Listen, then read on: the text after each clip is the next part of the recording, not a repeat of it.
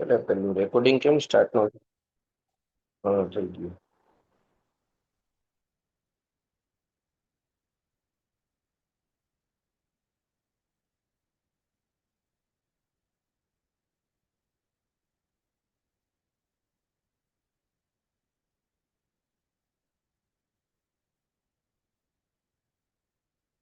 ચલો સ્ટાર્ટ કરીએ.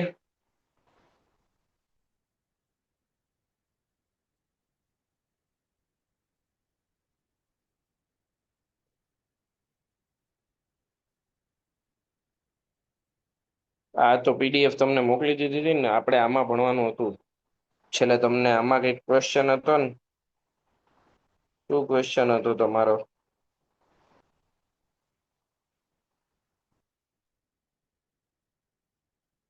आप लोगों का क्या क्वेश्चन था, देख लेते हैं.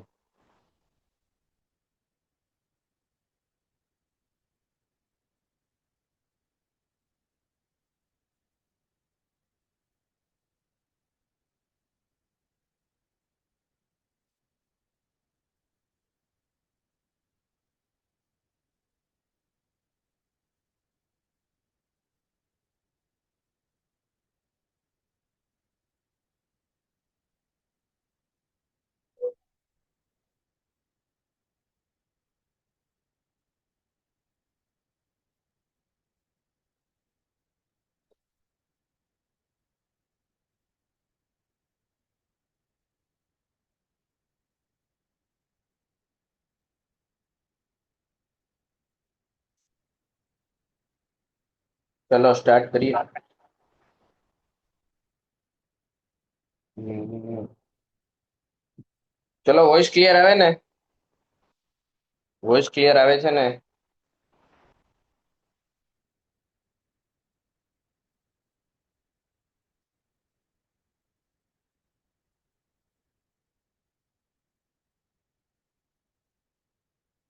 एक ज मिनिट और सेटअप करी लो.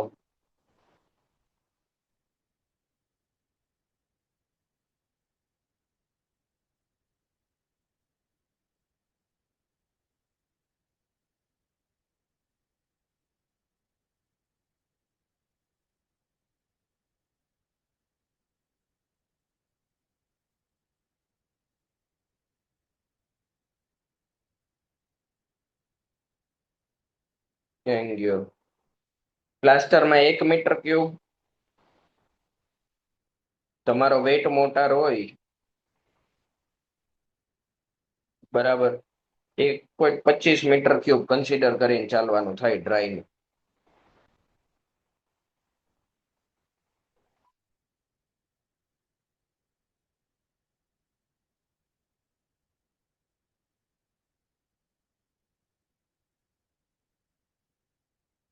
ક્લિયર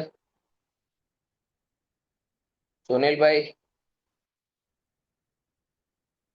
અને કોન્ક્રીટ પૂછે તો 1.52. આમાં કોન્ક્રીટ પૂછે તો 1.52 મીટર ક્યુબ કોન્ક્રીટ માટે. રેડી? બરાબર. ચલો બીજો કઈ શું ડાઉટ હતો તમારો ક્વેશ્ચન? બીજો ક્વેશ્ચન શું હતો? પેલો છજા બાલ્કની વાળો. વોલ્યુમ કોનું વધારે હોય, ડ્રાયમાં કે વેટમાં? એટલે આ તો કેવો ક્વેશ્ચન થયો? 1 મીટર ક્યુબ વધારે હોય કે 1.25 મીટર ક્યુબ વધારે હોય? આ બે સરખા થઈ જાય એનો મતલબ શું? આ બે સરખા થઈ જાય એનો મતલબ શું? આટલું યુઝ કરવું પડે આપણે.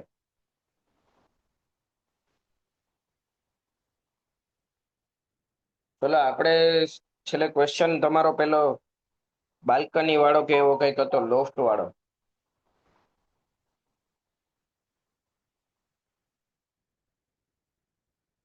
લોફ્ટ વાળો એક ક્વેશ્ચન હતો ને, કેમ ગયો? હા, 150 વાળો જ. એ જે પ્લેન્થ એરિયાનું આર્યો આ જ હતો ને? આર્યો. ચલો આ કયો છો ને?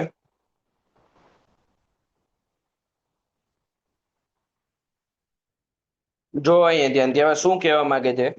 Items included in plinth area. Plinth એરિયામાં કઈ કઈ આઇટમ ઇન્ક્લુડ થાય? તેમાં તમને એક આ ક્રાઇટેરિયા ના સમજાણો કે open area for protection by the projection above and 50%. જો દોસ્ત, ક્વેશ્ચન એટલું જ કહેવા માંગે છે કે જો ઉપરની બાજુએ પ્રોટેક્શન હોય તો એ તમારો વરંડા આખે આખો કન્સિડર કરવાનો થશે કોની અંદર? તો પ્લિન્થ એરિયાની અંદર.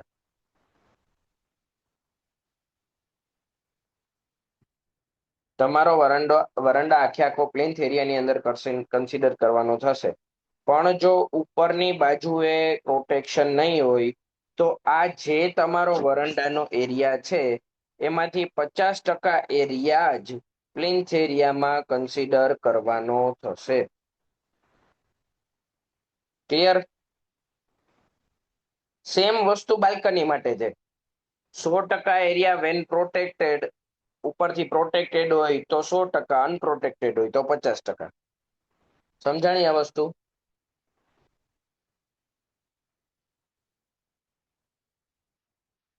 રેડી ને? ચલો બોલો, હવે કઈ બીજો ક્વેશ્ચન હોય તો બોલો.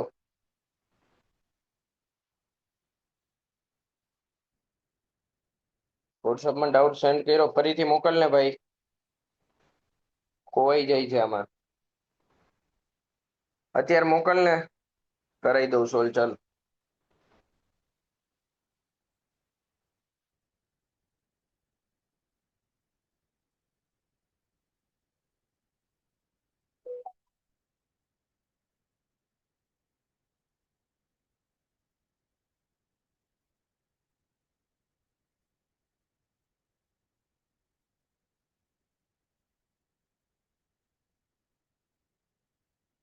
ચલો ક્વેશ્ચન વાંચું છું, સાંભળજો તમે જરાક.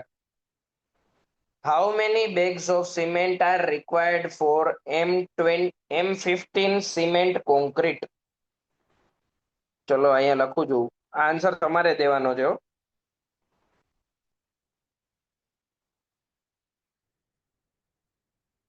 મારે M15 નું ક્વેશ્ચન અહીંયા લખું છું. How many bags of cement are required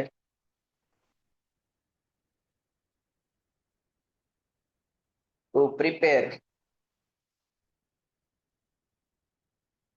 M15 concrete? ચલો M15 ગ્રેડનું કોન્ક્રીટ બનાવવું છે તો કેટલી સિમેન્ટની બેગ જોઈએ? આવો ક્વેશ્ચન પૂછેલો છે.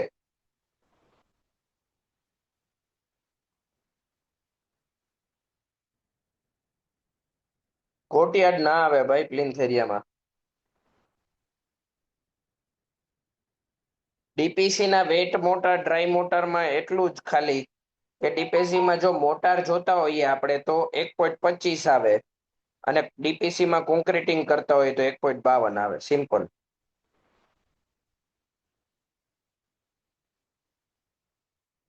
બરાબર.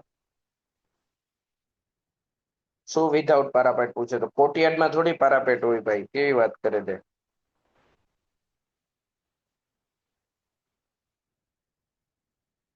વરંડા વિધાઉટ પેરાપેટ પૂછે તો કઈ નહીં ભાઈ. પારાપેટ પ્રોટેક્ટેડ અનપ્રોટેક્ટેડ જોવાનું ભાઈ. પારાપેટ પછીનો પ્રશ્ન છે. પ્રોટેક્ટેડ કે અનપ્રોટેક્ટેડ છે ને એના પ્રમાણે 100% ને 50% છે. પારાપેટ ઓપ્શનલ છે. એ તો તમને ક્વેશ્ચનમાં આપે ખરી, નહીં આપે ક્યારેક. એટલે આ દાખલો ગણો તો જરાક. પેલા તો કોઈ મને એવું કયો કે તમારે જો આ પ્રપોર્શન ફિક્સ કરવું છે તો M15 નું પ્રપોર્શન કેટલું થાય? બધા એન્જિનિયર થઈ ગયા તો આવડે ને.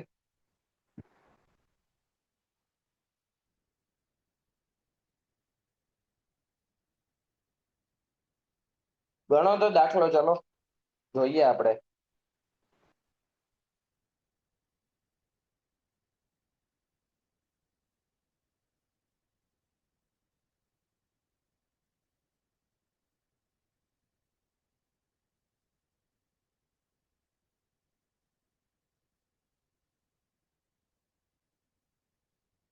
ક્વેશ્ચન સારો છે પણ સિમ્પલ છે સાવ, એમાં કોઈ જ નવી વસ્તુ નથી.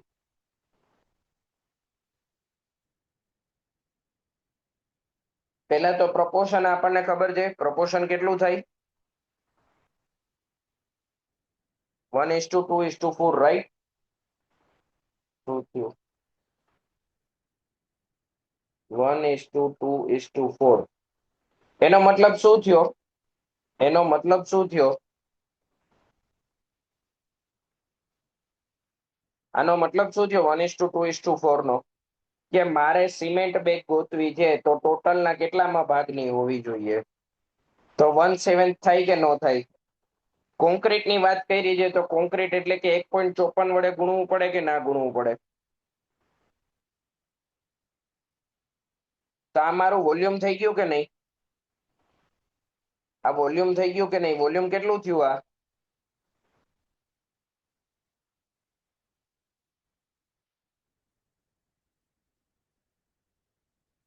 શું 7 બેગ જોઈએ?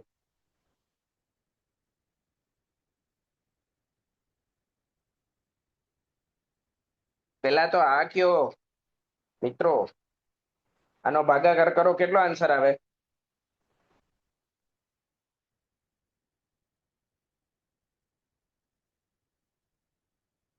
0.22.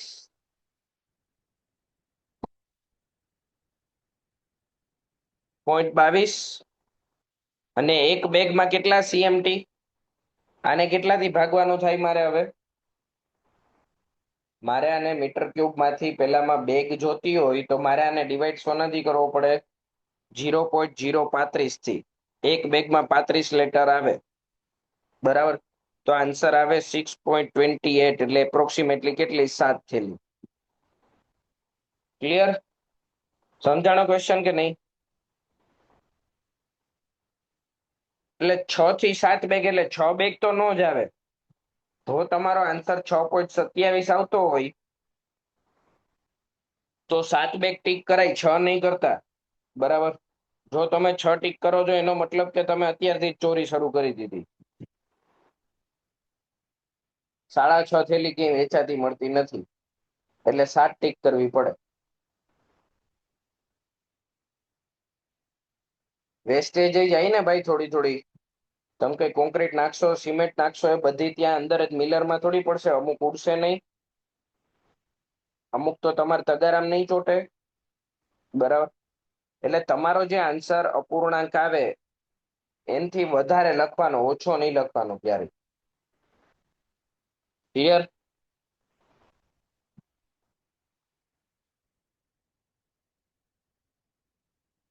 ચલો બીજો ક્વેશ્ચન વાંચું છું, સાંભળજો.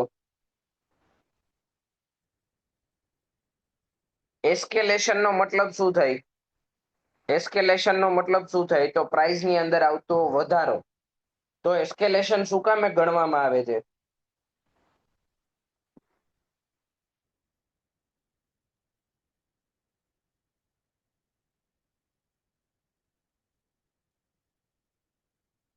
એસ્કેલેશન ખબર છે ને બધાને? એસ્કેલેશન કોને કહેવાય? પ્રાઇસ ની અંદર આવતો વધારો, જેને આપણે કહીએ એસ્કેલેશન. તો એસ્કેલેશન શું કામે ગણવામાં આવે છે? આપણે રેટ એનાલિસિસ કરીએ તો ભાવનો વધારો શું કામે જોઈએ છીએ, શું કામે ધ્યાનમાં લઈએ છીએ? મેઇન રીઝન શું? કે જે કંઈ પણ આપણા કોસ્ટની અંદર ચેન્જીસ આવવાના છે સમય અનુસાર, એને એડજસ્ટ કરી શકીએ.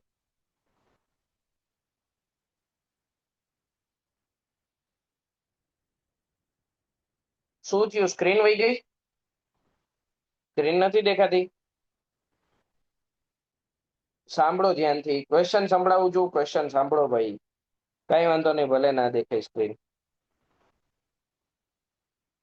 એસ્કેલેશન શું કામે ઉપયોગમાં આવે છે? તો પ્રાઇસની અંદર જે કંઈ પણ વેરિએશન આવે છે, આ વેરિએશનને કેટર કરવા માટે એસ્કેલેશન પિક્ચરમાં આવે, બરાબર? મટીરિયલનો જે કંઈ પણ ભાવની અંદર ફેરફાર થાય એ. In the rate analysis of the item estimation and costing water and changes, એ તો લગભગ 8-8.5% આસપાસ લેતા હોય, એમાં બધી જગ્યાએ આન્સર અલગ અલગ છે. રૂમિનેસ વાળું આપણે આની અંદર નથી આવતું ભાઈ. આ ક્વેશ્ચન જ બીજાનો બિલ્ડિંગ પ્લાનિંગ નો છે, આપણે કરશું, બરાબર? ચલો તમારા ક્વેશ્ચન થઈ ગયા સોલ્વ.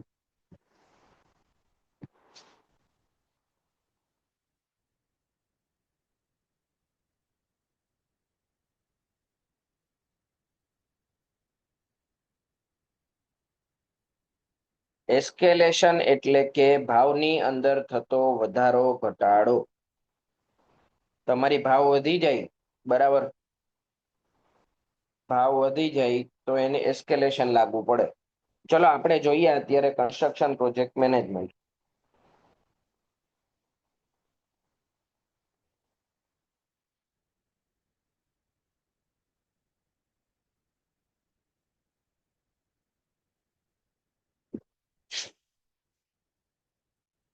જોવો એ ધ્યાનથી, આપણે સીપીએમ શરૂ કરીએ. Construction project management. તો કન્સ્ટ્રક્શન પ્રોજેક્ટ મેનેજમેન્ટ એટલે શું?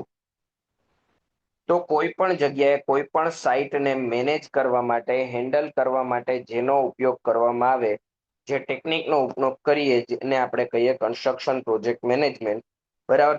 આનો મેઇન પર્પઝ શું છે? શું કામે આપણે કન્સ્ટ્રક્શન પ્રોજેક્ટ મેનેજમેન્ટ કરવું પડે? તો મેઇન પર્પઝ એવો છે કે તમે જે કંઈ પણ પ્રોજેક્ટ કરો એ ઓછામાં ઓછા સમયગાળામાં પૂરો થવો જોઈએ. કોઈ પણ પ્રોજેક્ટ તમે કરો એ ઓછામાં ઓછા સમયગાળામાં પૂરો થવો જોઈએ. શું કામે? કારણ કે જેટલો સમયગાળો ઓછો હશે એટલું તમારું શું વધશે? પ્રોફિટ માર્જિન વધશે.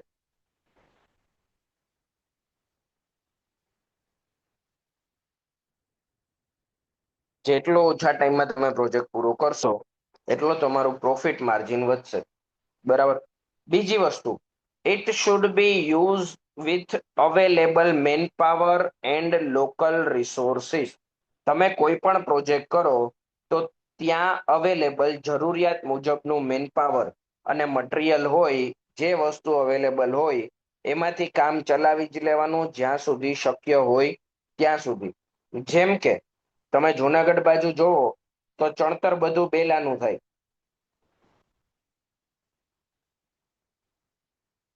બરાબર. બધે સ્ટોન મેશનરી યુઝમાં આવે, કારણ કે અહીંયા માધવપુરમાંથી સ્ટોન ઇઝીલી અવેલેબલ છે, વ્હાઈટ સ્ટોન, બરાબર, બરાબર. જ્યારે કે આપણે જોઈએ ગાંધીનગર બાજુ, તો એ બાજુ બધે બ્રિક મેશનરી વધારે વપરાય. આનું રીઝન શું? એ બાજુ બ્રિક મેશનરી યુઝ થાય છે એનું મેઇન રીઝન શું?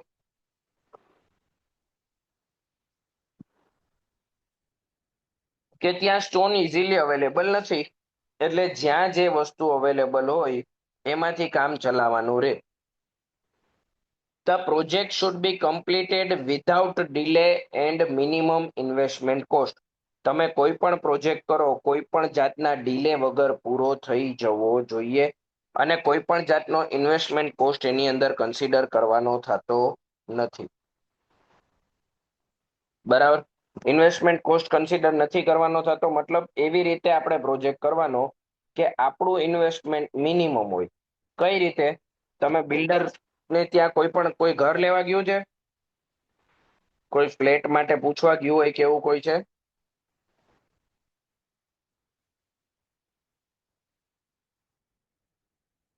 બરાબર. તમે પાયા છપાતા હોય ને, જ્યારે પાયા છપાતા હોય ને ત્યારે એને ભાવ પૂછવા જાજો. અને બિલ્ડિંગ ઘર આખું બની ગયું હોય ને, પોઝિશન રેડી હોય ત્યારે ભાવ પૂછવા જાજો.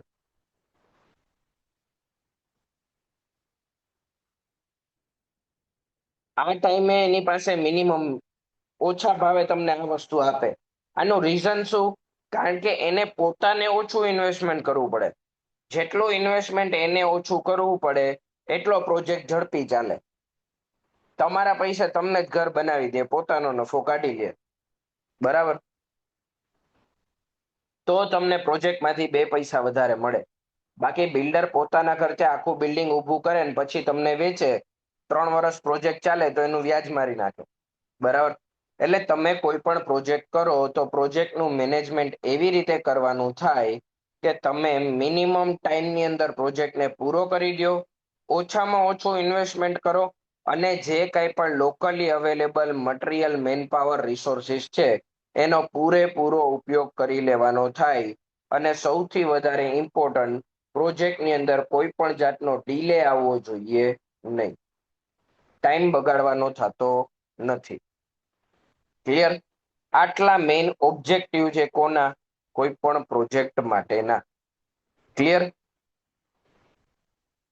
હવે પ્રોજેક્ટના એલિમેન્ટ્સની આપણે વાત કરીએ તો પ્રોજેક્ટના એલિમેન્ટ્સ મેઇનલી 3 સ્ટેજની અંદર છે. પહેલું છે આપણું પ્લાનિંગ, કે જે સૌથી વધારે ઇમ્પોર્ટન્ટ ટેકનિક છે. પ્લાનિંગ એટલે શું છે? તો પ્લાનિંગ એટલે કે તમારી પાસે જે કંઈ પણ અવેલેબલ ટાસ્ક છે. સપોઝ તમે કોઈ પ્રોજેક્ટ કરો છો, તમારે એક્ઝામ દેવાની છે AA માટેની. તો AA ની એક્ઝામ માટે તમે શું કરશો? તો સૌથી પહેલા તો મારી પાસે બધું મટીરિયલ અવેલેબલ છે કે નહીં?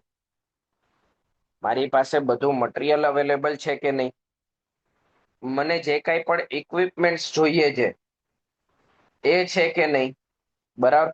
ઇક્વિપમેન્ટ્સ એટલે કે તમારે જે કાંઈ પણ રિસોર્સિસની જરૂર પડે, જેમ કે વાંચવા માટે લાઇબ્રેરીની જરૂર પડે, બુક્સની જરૂર પડે, બરાબર. રિસોર્સિસની બધાની જરૂર પડે, ટાઈમની જરૂર પડે, બરાબર. તો આ બધી વસ્તુને તમે આઈડેન્ટિફાઈ કરો, એને કહેવામાં આવે છે પ્રોજેક્ટનું પ્લાનિંગ. કાંઈ પણ થાય કે ન થાય, સૌથી પહેલા પ્લાનિંગ થાય. સૌથી વધારે ઇમ્પોર્ટન્ટ આ ટર્મ છે પ્રોજેક્ટનું પ્લાનિંગ. જો તમારું પ્લાનિંગ બરાબર હોય તો તમારો પ્રોજેક્ટ છે સક્સેસફુલ જાય. પછી આવે સ્કેડ્યુલિંગ. સ્કેડ્યુલિંગ એટલે કે આપણે આની અંદર શું કરીએ છીએ? ટાઈમ ટેબલ પ્રિપેર કરીએ છીએ. સ્કેડ્યુલિંગની અંદર આપણે શું કરીએ છીએ? આના માટેનું આપણે ટાઈમ ટેબલ પ્રિપેર કરીએ છીએ. ટાઈમ ટેબલ પ્રિપેર કરતી વખતે આપણે શું કરીએ કે બધી વસ્તુને, બધી ટાસ્કને શું કરીએ? એક સિક્વન્શિયલ મેનરની અંદર અરેન્જ કરીએ છીએ.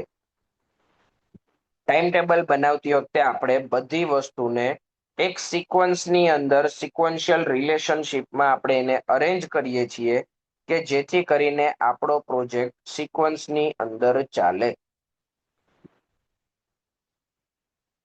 Clear? That work can be carried out in an orderly and effective manner.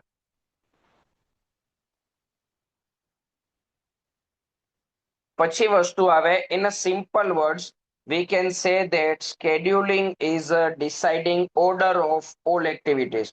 તમારે જે કંઈ પણ તમારી એક્ટિવિટી છે એ કઈ સિક્વન્સની અંદર ચલાવી છે. કે પહેલા મારે ભણવું છે તો શું ભણવું છે? તો સૌથી પહેલા હું સર્વેઇંગ ભણીશ અને CPM PPV ભણીશ, બરાબર. આવી રીતે તમે સિક્વન્સ નક્કી કરો, આને કહેવામાં આવે શેડ્યુલિંગ. આને કહેવામાં આવે સ્કેડ્યુલિંગ.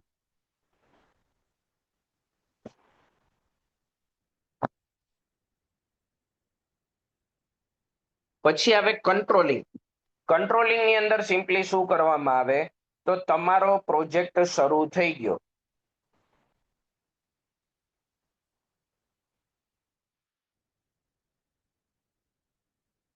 તમારો પ્રોજેક્ટ શરૂ થઈ ગયો.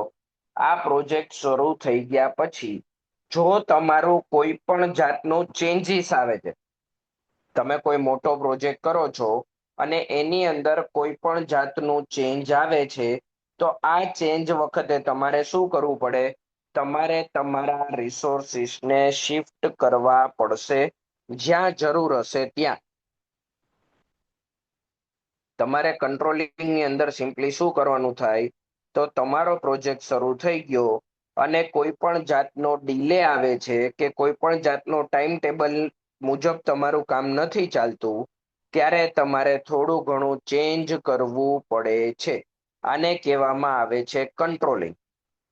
આને શું કહેવામાં આવે? કંટ્રોલિંગ. ક્લિયર? કંટ્રોલિંગ ની અંદર સિમ્પલી હોય શું કે તમે જે કંઈ પણ એક્ઝિક્યુશન કરો છો, પ્લાનિંગ કરો છો, એની અંદર આવતો ચેન્જ, રીશેડ્યુલિંગ, એને કહેવાય કંટ્રોલિંગ. ક્લિયર? તો તમને ક્વેશ્ચન કોઈ એવો પૂછે કે તમારા પ્રોજેક્ટની અંદર આવતા એલિમેન્ટ્સનો સિક્વન્સ કયો છે? પ્રોજેક્ટ મેનેજમેન્ટના સિક્વન્સની અંદર આવશે, આપણું સૌથી પહેલા આવશે પ્લાનિંગ, એના પછી કરવામાં આવે સ્કેડ્યુલિંગ,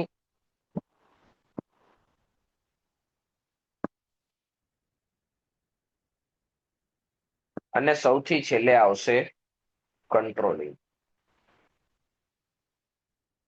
આપણે જીપીએસસી ની એક્ઝામ કહીએ તો GPSC,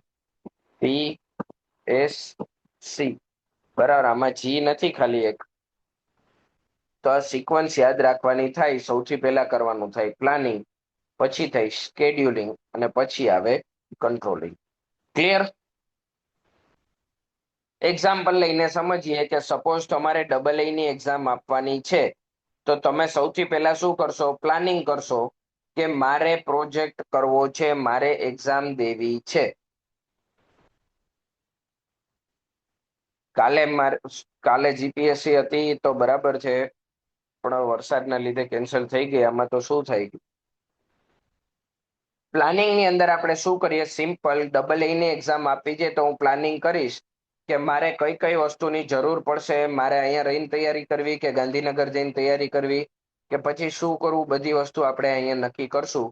પછી આપણે શેડ્યુલ બનાવશું, ટાઈમ ટેબલ બનાવશું કે મારે આવી રીતે કામ કરવું છે. બરાબર.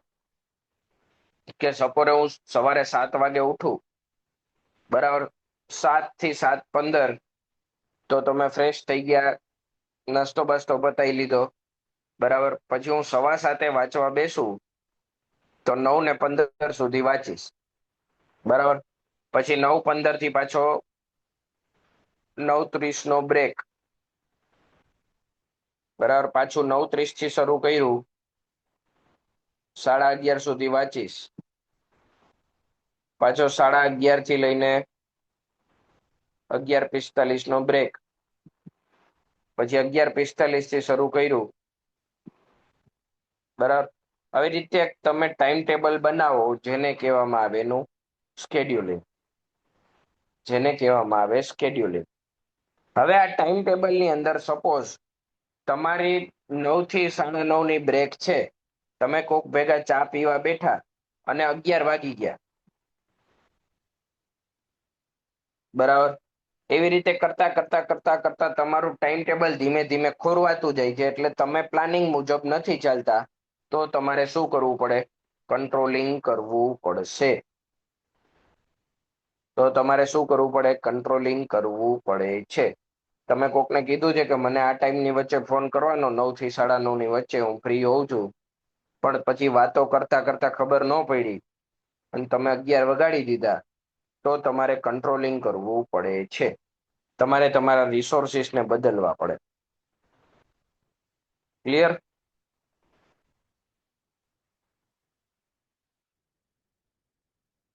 પછી આવે પ્રોજેક્ટ મેનેજમેન્ટ માટેની ટેકનિક્સ. પછી આવે આપણી પ્રોજેક્ટ મેનેજમેન્ટ માટેની ટેકનિક્સ. તમે કોઈ પણ પ્રોજેક્ટને મેનેજ કરતા હો તો એ મેનેજમેન્ટની ટેકનિક્સમાં સૌથી પહેલી ટેકનિક આવે આપણી બાર ચાર્ટ મેથડ. આ સૌથી જૂની, જાણીતી અને સાદી મેથડ. હેનરી ગન્ટ નામના સાયન્ટિસ્ટે 1980 ની અંદર ડેવલપ કરેલી હતી, કે જે આપણે ગન્ટ બાર ચાર્ટ તરીકે ઓળખીએ છીએ. 1980 એટલે એનો ડોમિની.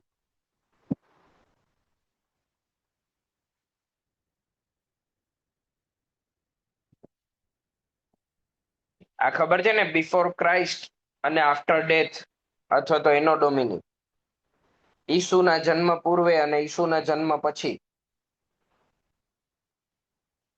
અલ્યા P3 બેચ વાળા શું હા પાડો છો? તમને તો ખબર જ હોય ને ભાઈ. એટલે નવા છોકરાઓએ હા ના પાડવાની છે. તમને તો ખબર જ હોય ભાઈ. 1900 વાળો ક્વેશ્ચન હતો ને? તો પછી જોયું, મેં તો કીધું તું મટીરિયલ માંથી આવે જ છે પેપર. તમને મટીરિયલ જ આખું નથી આવડતું. તો મટીરિયલ આખું આવડતું હોય તો લગભગ ક્વેશ્ચન તમારા બધા આવી જાય.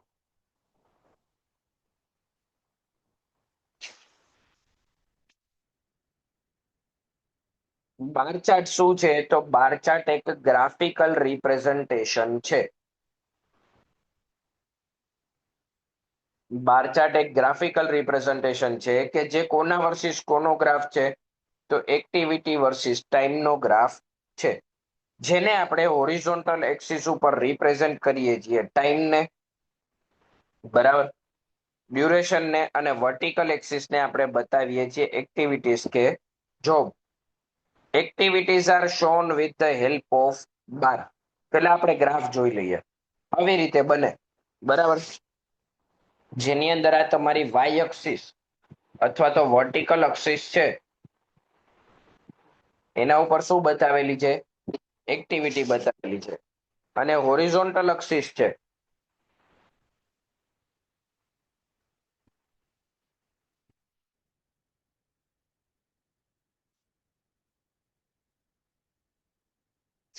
હોરિઝોન્ટલ એક્સિસ છે એના ઉપર શું બતાવેલો છે? ટાઈમ બતાવેલો છે. ક્લિયર? હવે તમને એવું પૂછે ક્વેશ્ચનમાં કે હોરિઝોન્ટલ એક્સિસ શું બતાવે? તો ટાઈમ બતાવે. વર્ટિકલ એક્સિસ શું બતાવે? તો એક્ટિવિટી બતાવે. પણ આ જે છે આ થઈ ગયા તમારા હોરિઝોન્ટલ બાર.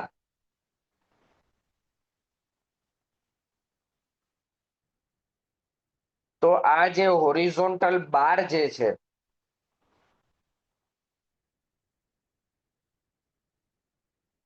આ હોરિઝોન્ટલ બાર શું બતાવે છે? તો હોરિઝોન્ટલ બાર તમને પર્ટિક્યુલર એક્ટિવિટી બતાવે છે. ક્વેશ્ચનમાં એવું પૂછે કે હોરિઝોન્ટલ એક્સિસ શું બતાવે? તો હોરિઝોન્ટલ એક્સિસ શું બતાવે છે? ટાઈમ. વર્ટિકલ એક્સિસ શું બતાવે? એક્ટિવિટી. પણ એવું પૂછે કે હોરિઝોન્ટલ બાર શું બતાવે છે? તો એક્ટિવિટી આવશે. ક્લિયર?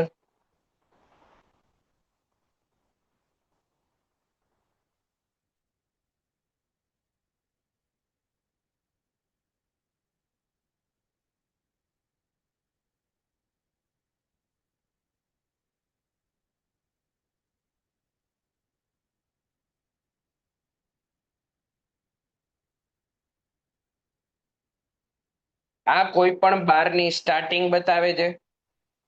સપોઝ આ જે પોઈન્ટ છે, હા, હોરિઝોન્ટલ બાર લખે કે હોરિઝોન્ટલ લાઈન લખે બને સેમ. ખાલી અક્ષિસ લખે ને તો જ જોવાનું ટાઈમ. બાર લખે કે લાઈન લખે બંનેમાં એક્ટિવિટી. બરાબર. આ જે પોર્શન છે તમારો, આ તમને એક્ટિવિટીની શું બતાવે છે? સ્ટાર્ટિંગ બતાવે છે.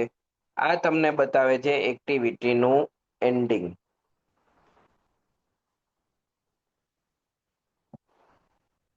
બરાબર. એક્ટિવિટીનું સ્ટાર્ટિંગ અને એન્ડિંગ બતાવે છે.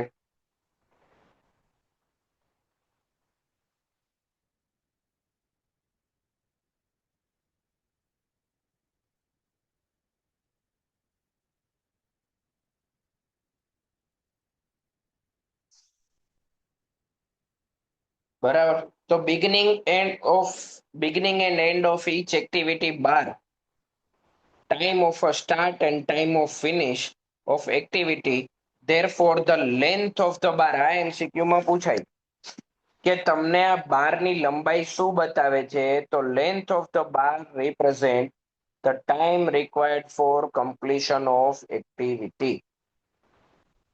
તમને આ બાર એવું બતાવે છે કે આ એક્ટિવિટી ક્યારે કમ્પ્લીટ થશે. જેમ કે આપણે આ પર્ટિક્યુલર એક્ટિવિટીની વાત કરીએ, હું આને નામ આપું છું એ. આ તો જો કે નામ અહીંયા આપેલા જ છે, એ બી અને સી. તો તમને એવું પૂછે કે એક્ટિવિટી બી ને પૂરો થતા કેટલો સમય લાગશે? એક્ટિવિટી બી ને પૂરો થતા કેટલો સમય લાગશે?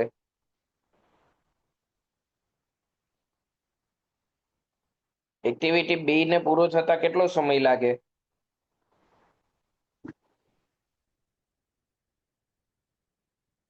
ખાલી એવું પૂછે કે એક્ટિવિટી બી નો ડ્યુરેશન કેટલો? એક્ટિવિટી બી નો ડ્યુરેશન કેટલો? આ તમારી એક્ટિવિટી એ, આ એક્ટિવિટી બી અને આ એક્ટિવિટી સી. એક્ટિવિટી બી નો ડ્યુરેશન કેટલો? તો ડ્યુરેશન એટલે કે મારો અહીંયા જ્યાં એક્ટિવિટી પૂરી થાય છે એન્ડ પોઈન્ટ તો 8 દિવસ, આ સ્ટાર્ટ પોઈન્ટ તો 2, તો આનો ડ્યુરેશન થશે 8 - 2 એટલે કે 6. તો આ તમને બતાવે છે બારની લંબાઈ. જેટલી લંબાઈ હશે એટલો જ એનો ડ્યુરેશન હશે.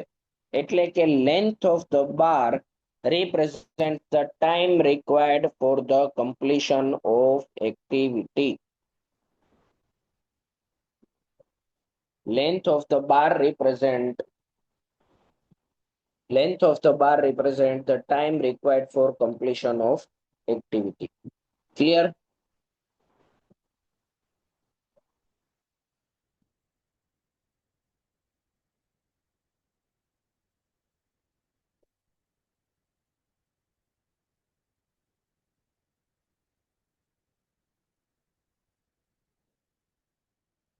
આ છે તમારી હોરિઝોન્ટલ એક્સિસ, આ તમારી વર્ટિકલ એક્સિસ, વાય એક્સિસ. હવે બાર ચાર્ટના ઉપયોગ શું છે? તો સૌથી પહેલા ઉપયોગની આપણે વાત કરીએ તો સૌથી પહેલો ઉપયોગ એકદમ સિમ્પલ છે, ઇઝી છે ડ્રો કરવું અને તમે એને ક્વિકલી ડ્રો કરી શકો છો. કોઈ પણ સ્કિલ્ડ લેબરની જરૂર પડતી નથી. બરાબર. પ્રોગ્રેસ સાઇટ ઉપર આપણે બતાવી શકીએ કે કેટલા પર્સન્ટેજમાં આપણું કામ પૂરું થયેલું છે. આનો મેઇન પર્પઝ એવો છે કે it may be used for duplicating the resource requirement of a construction project. તમને આ કયા દિવસે કેટલી જરૂર પડવાની છે માણસોની, પ્રોજેક્ટનું ડ્યુરેશન જુઓ તો તમને આઈડિયા આવી શકે છે. It provides the visual representation of the entire project. તમે ખાલી બાર ચાર્ટ જોઈ લો એટલે તમને ખબર પડી જાય કે આખો પ્રોજેક્ટ કઈ સિક્વન્સમાં કેટલા ડ્યુરેશન માટે ચાલવાનો છે. ક્લિયર? કારણ કે આની અંદર તમને પર્ટિક્યુલર એક્ટિવિટીનું સ્ટાર્ટિંગ અને ફિનિશિંગ બંને બતાવે છે. તમને પર્ટિક્યુલર એક્ટિવિટી માટેનું સ્ટાર્ટિંગ અને ફિનિશિંગ બંને બતાવે છે. ક્લિયર?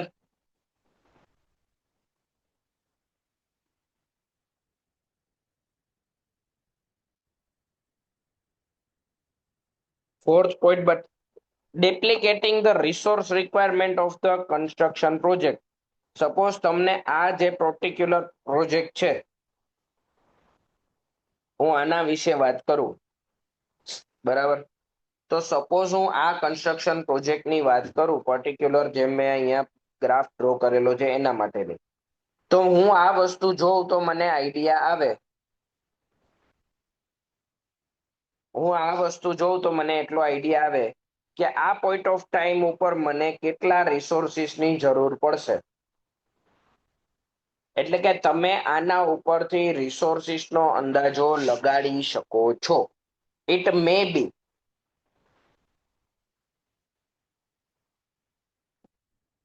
તમે આ પર્ટિક્યુલર પોઈન્ટ ઉપર કેટલા રિસોર્સિસની જરૂર પડશે એવો તમે અંદાજો આના ઉપરથી લગાડી શકો છો.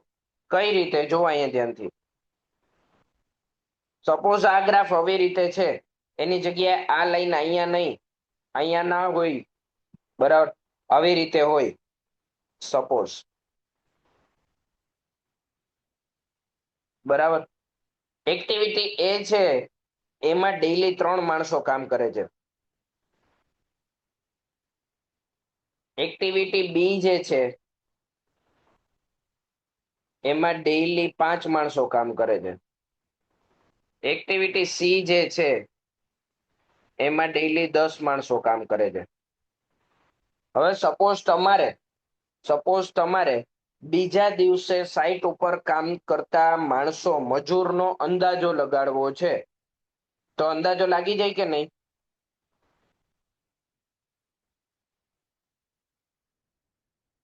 બીજા દિવસે કામ કરતા માણસોનો અંદાજો લગાડવો છે, તો લાગે કે નહીં? બીજો દિવસ પૂરો થશે ત્યાં સુધી એ એક્ટિવિટી તો ચાલુ જ રહેવાની છે, બરાબર. એનો મતલબ કે 3 મજૂર અહીંયા હશે અને 5 મજૂર અહીંયા હશે. એનો મતલબ કે ટોટલ 8 રિસોર્સિસ હશે અત્યારે સાઈટ ઉપર અવેલેબલ. એટલે કે તમને બાર ચાર્ટ ઉપરથી એવો અંદાજો આવે, બાર ચાર્ટ ઉપરથી અંદાજો આવે કે કેટલા માણસોની જરૂર હશે. ના સમજાણું? Very good. ચલો પાછું જોઈએ આપણે.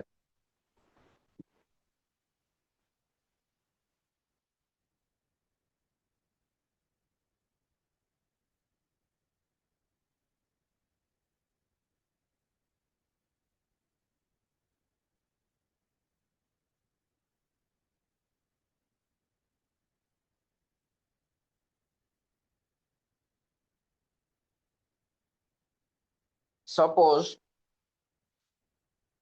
આ રીતે છે, એક્ટિવિટી એ જે છે એ આટલી ચાલે છે, એક્ટિવિટી બી જે છે એ આટલી ચાલે છે, એક્ટિવિટી સી જે છે એ આટલી ચાલે છે, એક્ટિવિટી એ માં ડેઈલી 3 લેબર જોઈએ છે, એક્ટિવિટી બી માં ડેઈલી 6 લેબર જોઈએ છે, એક્ટિવિટી સી માં ડેઈલી 3 લેબર જોઈએ છે. આ તમારા ડ્યુરેશન છે, 1 દિવસ, 2 દિવસ, 3 દિવસ, 4 દિવસ, 5 દિવસ, 6 દિવસ.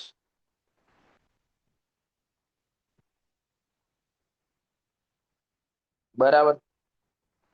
હવે મારી પાસે આ બાર ચાર્ટ છે અને હું મારે એવો અંદાજો લગાડવો હોય કે 5મા દિવસે સાઈટ ઉપર કેટલા રિસોર્સિસ હશે.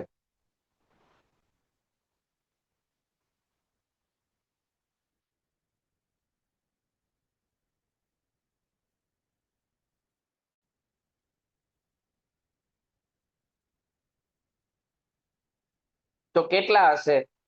એક્ટિવિટી એ ના 3 હશે ને આના 6 હશે. તો મને ખબર પડી ગઈ ને કે 9 રિસોર્સિસ હશે સાઈટ ઉપર. સમજાણું ને હવે તો? બસ એવું લખેલું છે અહીંયા. It may be used for duplicating the resource requirement. Site ઉપર કેટલા મજૂરની જરૂર છે ને એ તમને ખબર પડે.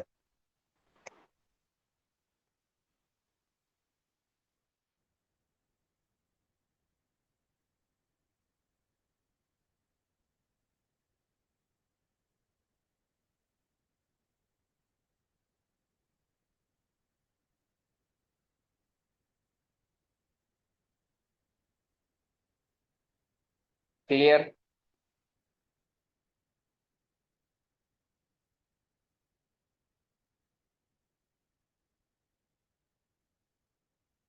હવે બાર ચાર્ટની લિમિટેશન શું છે? આ બાર ચાર્ટની લિમિટેશન શું છે? તો બાર ચાર્ટની પહેલી લિમિટેશન એવો છે કે આમાં ડિગ્રી ઓફ ડિટેલ્સ બહુ ઓછી છે.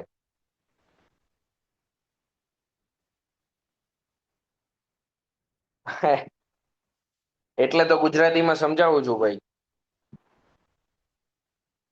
Lack of degree of details એટલે કે આની અંદર બહુ બધી ડિટેલ નથી આપેલી, એટલે આપણે આનો મોટા પ્રોજેક્ટમાં ક્યાંય યુઝ નહીં કરીએ, નાના પ્રોજેક્ટમાં જ ખાલી યુઝ કરશું.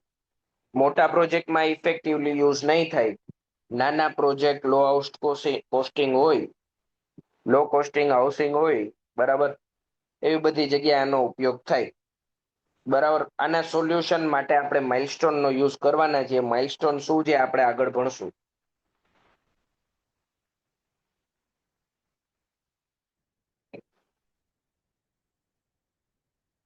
બરાબર. તો સૌથી પહેલો પોઈન્ટ શું કે ડિગ્રી ઓફ ડિટેલ્સ બહુ ઓછી છે.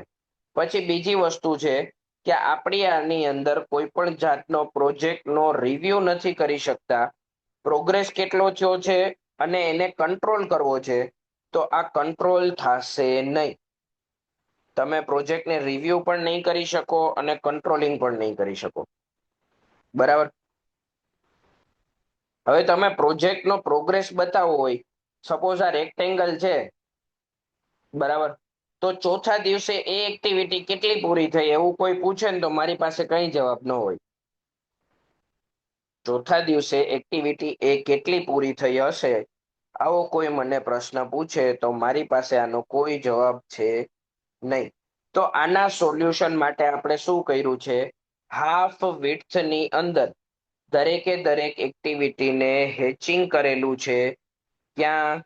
તો હાફ વિડ્થની અંદર.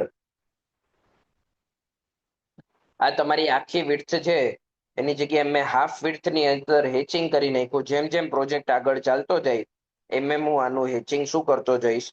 વધારતો જઈશ. આનાથી મને પ્રોજેક્ટનો શું ખબર પડશે? પ્રોગ્રેસ ખબર પડશે. ક્લિયર? ક્લિયર એટલું? નવા વિદ્યાર્થી થોડોક આન્સર આપજો. પહેલી વાર બેચ કરે છે, બાકી P1 P2 SY B1 B2 ની વાત નથી. એ લોકો તો રિવિઝન કરે છે. ક્લિયર ને? બરાબર. પછી આની અંદર પ્રોજેક્ટનું કોઈ પણ જાતનું કોસ્ટ ઓપ્ટિમાઇઝેશન નથી. કોસ્ટ ઓપ્ટિમાઇઝેશન એટલે કે એક્ટિવિટી એ પૂરી થવા માટે કેટલો ખર્ચો લાગે છે એવી કોઈ ચર્ચા આપણે બાર ચાર્ટમાં કરતા નથી. એટલે કે બાર ચાર્ટમાં કોઈ પણ જાતની પૈસાની વાત આવતી નથી. ટાઈમની અનસર્ટેનિટી વિશે કઈ વાત નથી કરી આપણે, કે સપોઝ એક્ટિવિટી એ એમાં મોડું થયું આપણે, તો એની બી ઉપર શું અસર થશે, સી ઉપર શું થશે, આવી કોઈ ચર્ચા આપણે કરતા નથી. એટલે કે કોસ્ટ ઓપ્ટિમાઇઝેશન નથી, ટાઈમની અનસર્ટેનિટી વિશેની વાત કઈ છે નહીં. બરાબર. It does not show the critical activity. Critical activity બતાવતું નથી. ક્રિટિકલ એક્ટિવિટી શું છે આપણે ડિટેલમાં ભણશું. અત્યારે ખાલી એટલું યાદ રાખજો કે બાર ચાર્ટનો ઉપયોગ કરીને ક્રિટિકલ એક્ટિવિટી બતાવી શકાશે નહીં. ક્લિયર?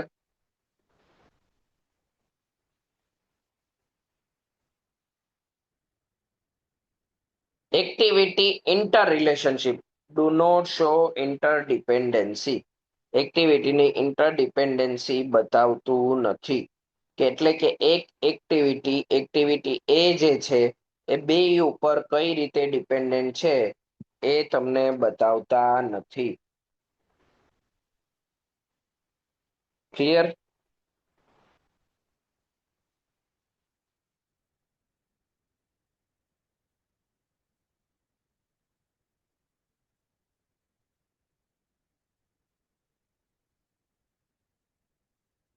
હવે આપણે વાત કરીએ માઇલસ્ટોન ચાર્ટ.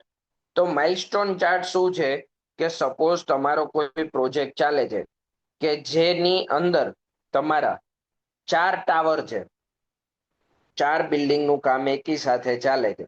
બરાબર. સપોઝ કે આ તમે એક્ટિવિટી બતાવેલી છે કે એક્સકેવેશન ચાલે છે, ખોદાણ ચાલે છે. આમાં સપોઝ તમે બતાવ્યું છે કે આ પીસીસી છે, આમાં તમે બતાવ્યું છે કે આ કોન્ક્રીટિંગ છે, આ તમે બતાવેલું છે કે રેન્ફોર્સમેન્ટ છે. બરાબર. એટલે કે તમે આની અંદર શું કર્યું, તો દરેકે દરેક એક્ટિવિટીની અંદર નાના નાના માઇલસ્ટોન બતાવી દીધા.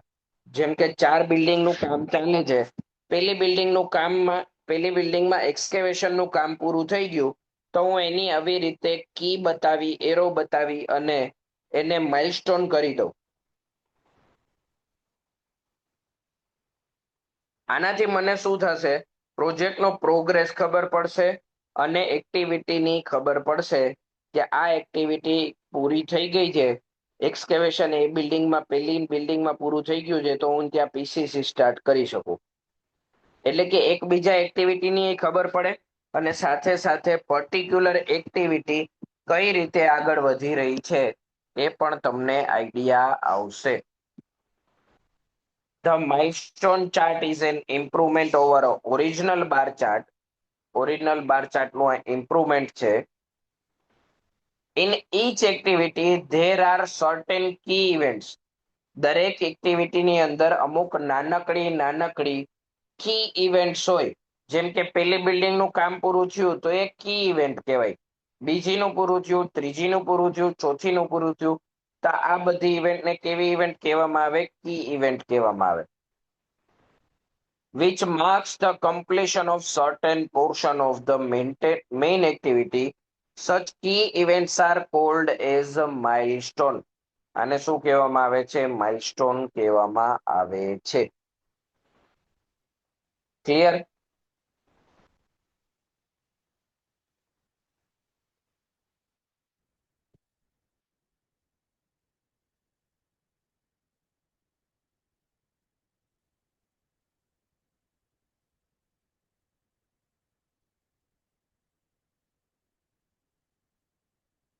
Milestone can be represented by arrow, square, circle of a bar on a particular activity.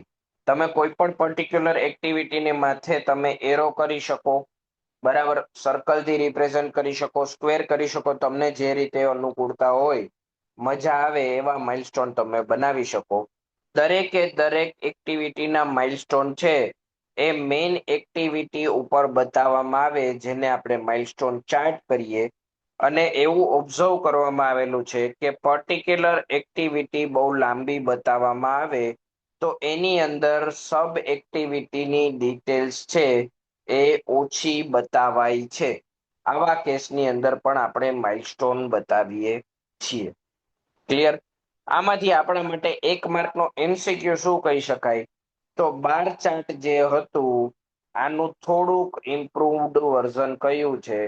તો માઇલસ્ટોન ચાર્ટ છે. આટલી ખબર હોવી જોઈએ. બાર ચાર્ટ માંથી આપણે ઇમ્પ્રુવમેન્ટ કરીને શું કરેલું છે? તો માઇલસ્ટોન ચાર્ટ કરેલું છે.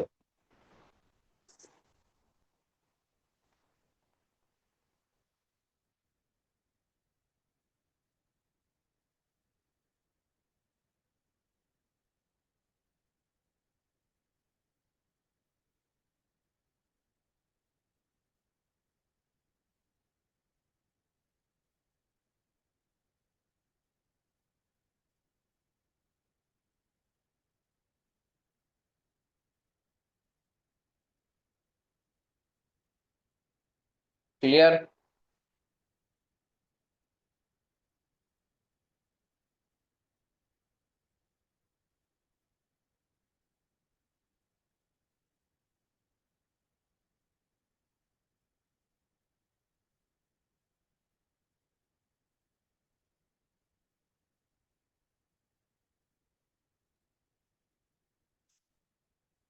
યર પૂછાઈ જાય. કયું યર આવે છે આમાં?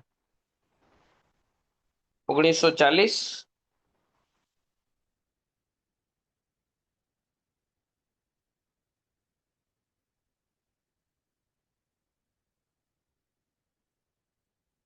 ફાઇનલ છે ને 1940? સમજાઈ દઉં.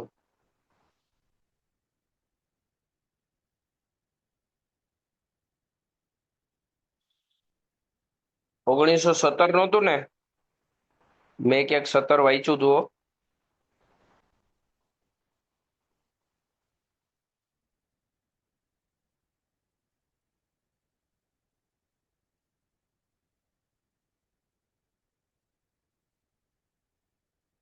12 ચાર્ટ તો 1900 માં જ છે એ તો ખબર છે.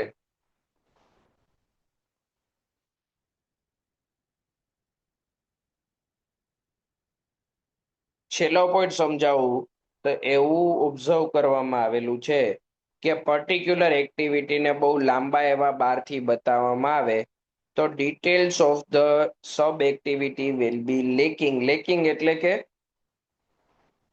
ઓછી દેખાય.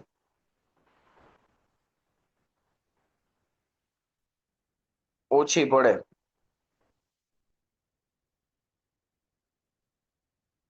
એટલે તમે એક્ટિવિટી છે બરાબર, તમે એક્ટિવિટી જે કંઈ પણ બતાવો ને એ એક્ટિવિટી એવી રીતે બતાવવાની કે જેની અંદર બહુ બધું અંદર ના આવી જતું હોય. તમે એવું કરો કે ખાલી ફૂટિંગ ભર્યા એવી એક્ટિવિટી બતાવો કે ફૂટિંગ ભરવા બરાબર. તો આ ફૂટિંગ ભરવા માટે આની અંદર પાછી સબ એક્ટિવિટી બહુ બધી વધારે આવી જાય કે પેલા તો ખોદાણ કરવું પડે. ખોદાણ કરીને જમીનને લેવલ કરવી પડે. લેવલ થઈ ગયા પછી પીસીસી કરવું પડે. પીસીસી થઈ ગયા પછી પાછું રેન્ફોર્સમેન્ટ બાંધવું પડે. રેન્ફોર્સમેન્ટ થઈ ગયા પછી કોન્ક્રીટ કરવું પડે. કોન્ક્રીટ થઈ ગયા પછી એનું ક્યોરિંગ કરવું પડે. ક્યોરિંગ થઈ ગયા પછી એનું બેકફિલિંગ કરવું પડે. બરાબર. તો આવી એક્ટિવિટી નહીં બતાવવાની. આવી એક્ટિવિટી નહીં બતાવવાની. બરાબર. આવી કોઈ મોટી એક્ટિવિટી લાંબી એક્ટિવિટી બતાવો ને તો અંદરની સબ એક્ટિવિટી જે કંઈ પણ છે ને એની ડિટેલ્સ બહુ ઓછી રહે.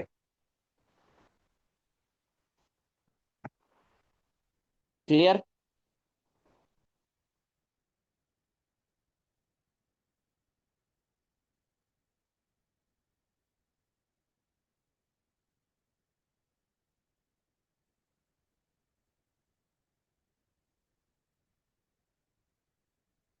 જો બિલ્ડિંગ નું થઈ ગયું હોય કોન્ક્રીટ વર્ક કે તમારું કોઈ એકનું થયું હોય કી ઇવેન્ટ તમારે ડિસાઈડ કરવાની છે તમારે કઈ રાખવી. તમારી કી ઇવેન્ટ તમારે ડિસાઈડ કરવાની છે કે તમારે કઈ રાખવી.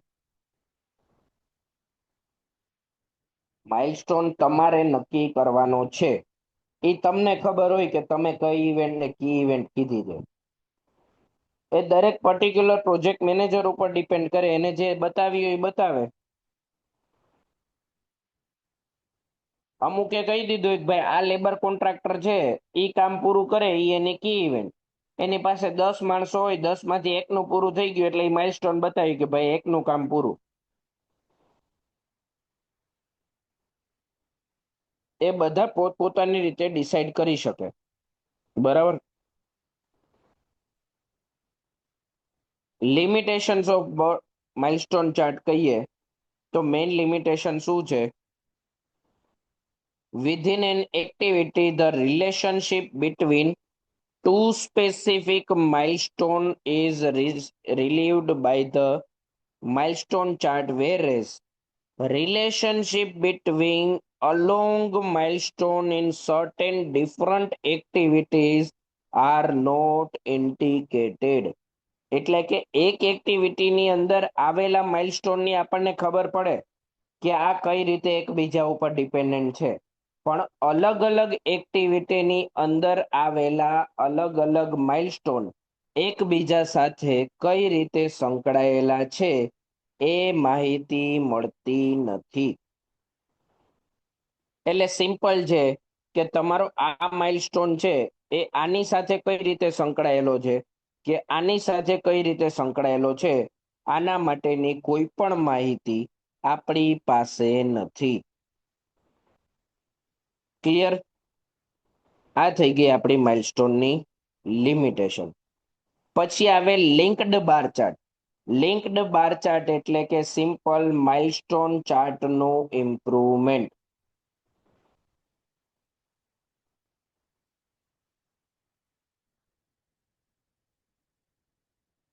લિંક્ડ બાર ચાર્ટ એટલે કે માઇલસ્ટોન ચાર્ટનું improvement. The Gantt bar chart અને માઇલસ્ટોન ચાર્ટ આ બંનેનું ઇમ્પ્રુવમેન્ટ કરી અને આપણે બનાવીએ છીએ લિંક્ડ બાર ચાર્ટ. એની અંદર આપણે શું કરીએ તો પ્રીવિયસ જે કંઈ પણ આપણી એક્ટિવિટીઝ છે એને લિંક કરીએ છીએ એકબીજા સાથે કે જેથી કરીને આપણી એક્ટિવિટી પૂરી થાય કે બીજી એક્ટિવિટી શરૂ થાય તો એની સાથે લિંક કરી શકીએ છીએ. આમાંથી ખાલી એક લાઈન યાદ રાખવાની કે બાર ચાર્ટ નો ઇમ્પ્રુવમેન્ટ, માઇલસ્ટોન ચાર્ટ નો ઇમ્પ્રુવમેન્ટ, લિંક્ડ બાર ચાર્ટ. આ બધું વાંચવાનું નથી જરૂર, ખાલી એટલું કહું ને હાઇલાઇટ કરું એટલું એટલું યાદ રાખતા જજો. પછી આવે નેટવર્ક એનાલિસિસ. આ સૌથી વધારે ઉપયોગમાં આવે રિસેન્ટ ટાઈમની અંદર. બરાબર. ક્વેશ્ચન એ આમાંથી જ વધારે પડતા પૂછાય. નેટવર્ક એનાલિસિસ એટલે કે ઉપરની બધી વસ્તુનું ઇમ્પ્રુવમેન્ટ કરીએ ત્યારે આપણને જે મળે એને કહેવામાં આવે નેટવર્ક એનાલિસિસ. તો નેટવર્ક એનાલિસિસ કેવું છે તો ગ્રાફિકલ છે, સાથે સાથે લોજિકલ મોડેલ છે. લોજિકલ મોડેલ એટલે કે એક એક્ટિવિટી બીજી ઉપર કઈ રીતે ડિપેન્ડન્ટ છે, આ બધી વસ્તુ તમને નેટવર્ક એનાલિસિસમાં ક્લિયર કટ દેખાશે.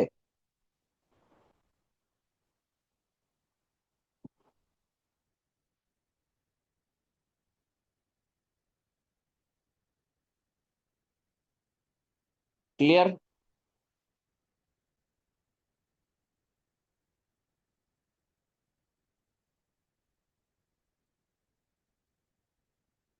નેટવર્ક એનાલિસિસ ગ્રાફિકલ અને લોજિકલ મોડલ છે કે જેની અંદર ઇન્ટરડિપેન્ડન્સી તમને દેખાડવામાં આવી છે કે જેથી તમારો પ્રોજેક્ટ કઈ રીતે પૂરો થવાનો છે. This is a improvement over a milestone chart and all limitation of bar charts are eliminated. સૌથી પહેલા આપણે શું ભણ્યું? બાર ચાર્ટ ભણ્યો. માઇલસ્ટોન ચાર્ટ ભણ્યો, આનું ઇમ્પ્રુવમેન્ટ. માઇલસ્ટોન નું ઇમ્પ્રુવમેન્ટ આપણે શેની અંદર ભણ્યા? લિંક્ડ બાર ચાર્ટ ની અંદર.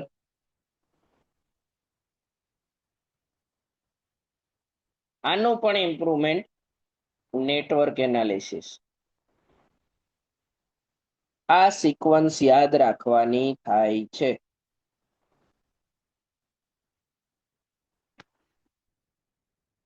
ક્લિયર?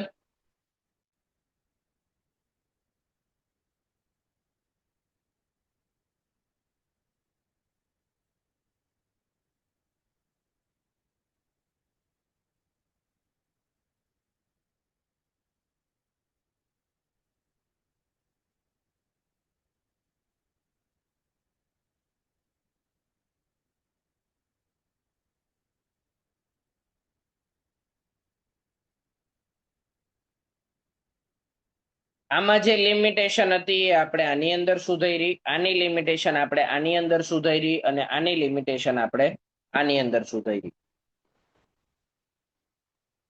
લિંક્ડ બાર ચાર્ટમાં એક્ટિવિટી કઈ રીતે બતાવાય કે કઈ રીતે લિંકેજ થાય એમાં કોઈ જ વસ્તુમાં પડવાની જરૂર નથી. ખાલી આટલી ખબર હોવી જોઈએ કે માઇલસ્ટોનનું જે કંઈ પણ લિમિટેશન હતી એને આપણે લિંક્ડ બાર ચાર્ટમાં સુધારી. બાકી એમાંથી કોઈ જ ક્વેશ્ચન નહીં પૂછાય.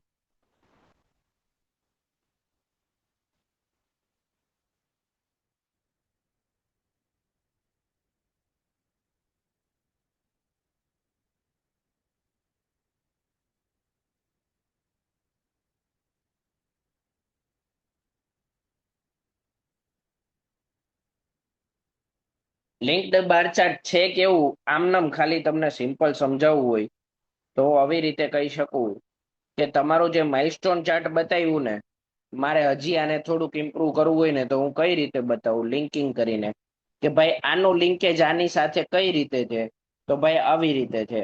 અહીંયા લિંકેજ છે, આનું લિંકેજ અહીંયા છે, આનું લિંકેજ અહીંયા છે. આ તમારો લિંક્ડ બાર ચાર્ટ થઈ ગયો. લિંકિંગ નો મતલબ એવો કે કઈ વસ્તુ તમારો ટાઈમ છે એ કઈ વસ્તુ ચાલશે, ક્યાં ચાલશે, તો કોના પછી કઈ સિક્વન્સ આવે ને એ ખાલી લિંક્ડ બાર ચાર્ટ ની અંદર બતાવે.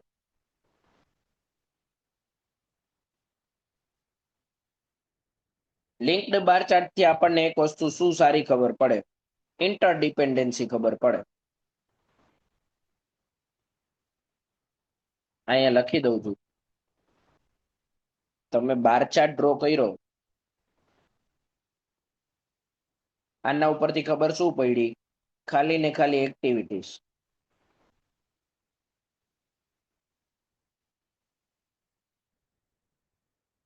અને એનું ડ્યુરેશન.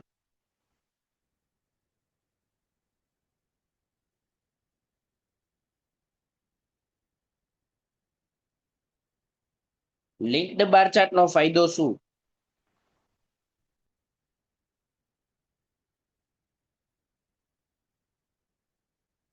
આમાં તમને એક્ટિવિટી બતાવે છે,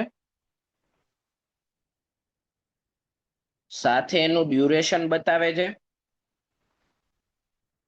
ડ્યુરેશન ની સાથે સાથે બતાવે છે તમને ઇન્ટરડિપેન્ડન્સી.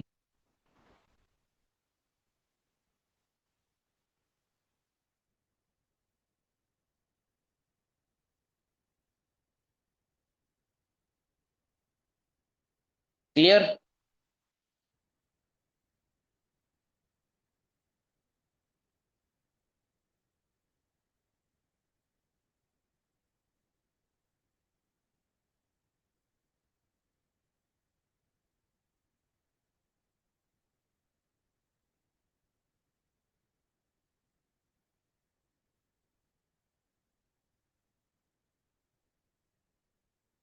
માઇલસ્ટોન ચાર્ટ તો આ બેની વચ્ચેનું કી ઇવેન્ટ્સ બતાવે. માઇલસ્ટોનમાં ખાલી કી ઇવેન્ટ્સ બતાવે એટલું છે. મેઇન આ બેની કમ્પેરિઝન કદાચ પૂછાય.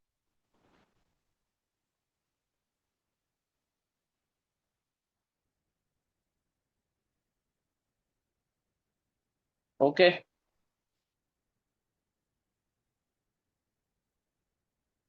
હવે આના એડવાન્ટેજીસ જોઈએ તો આમાં પહેલા જે એડવાન્ટેજીસ ડિસએડવાન્ટેજ હતા ને, ઇન્ટરડિપેન્ડન્સી ખબર નહોતી પડતી, તો આની અંદર બધી એક્ટિવિટી અને ઇવેન્ટ બધાની આપણને ઇન્ટર રિલેશનશિપ ખબર પડશે. એટલે મારા માટે ઇમ્પોર્ટન્ટ ઓફ એની અંદર થશે ઇન્ટર રિલેશનશિપ.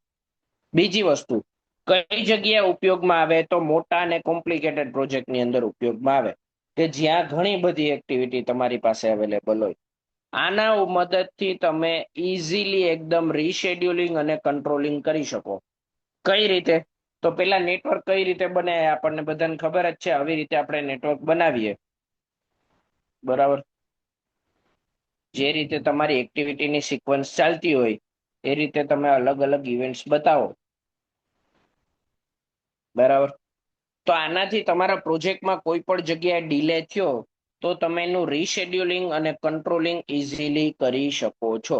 ડાયરેક્ટલી તમારા જે કંઈ પણ મેન પાવર જ્યાં હોય એને થોડા ઘણા આગા પાછા કરી અને તમે પાછા પ્રોજેક્ટને ટાઈમ પર લાવી શકો છો. આની અંદર એવા પ્રોજેક્ટમાં પણ આનો ઉપયોગ થાય કે જ્યાં પ્રોજેક્ટ એકદમ ફિક્સ નો હોય, અનસર્ટેનિટી હોય, બદલતી વસ્તુ હોય બધી, બરાબર. લગભગ મોટા પ્રોજેક્ટમાં અનસર્ટેનિટી હોય જ બધે, બરાબર.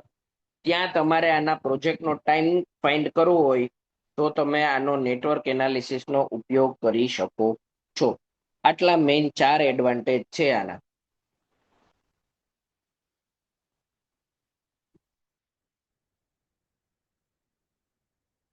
શું પ્રીમાવેરા ક્યાં આવ્યું?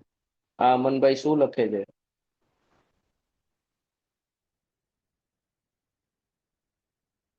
રીશેડ્યુલિંગ અને કંટ્રોલિંગ કોને કહેવાય? તો રીશેડ્યુલિંગ અને કંટ્રોલિંગ એટલે કે પ્રોજેક્ટના ટાઈમ ટેબલની અંદર બદલાવ કરવો. જેમ કે મેં અહીંયા લખ્યું છે કે એક્ટિવિટી એ જે છે એ 3 દિવસ ચાલવાની છે. બી અહીંયા 4 દિવસ છે, આ 7 દિવસ છે, આ 12 દિવસ છે, આ 9 દિવસ છે, આ 6 દિવસ છે. તો તમારા પ્રોજેક્ટની અંદર તમને ખબર પડી કે તમે ટાઈમ ટેબલ મુજબ નથી ચાલતા, તો તમે આના પ્રોજેક્ટના ડ્યુરેશન અને એના રિસોર્સિસની બદલી કરી શકો છો. એટલે કે તમારે અહીંયા 10 માણસો કામ કરતા હતા તો 10ની જગ્યાએ 12 કરી અને તમે એનું કંટ્રોલિંગ કરી શકો. તમે આનાથી પ્રોજેક્ટનું કંટ્રોલિંગ કરી શકો છો. કંટ્રોલિંગ કરવું એનો મતલબ શું? તમે કે પ્રોજેક્ટમાં પાછળ રહી ગયા તો એને પાછા ટાઈમે લાવવા માટે પ્રયત્ન કરી શકો.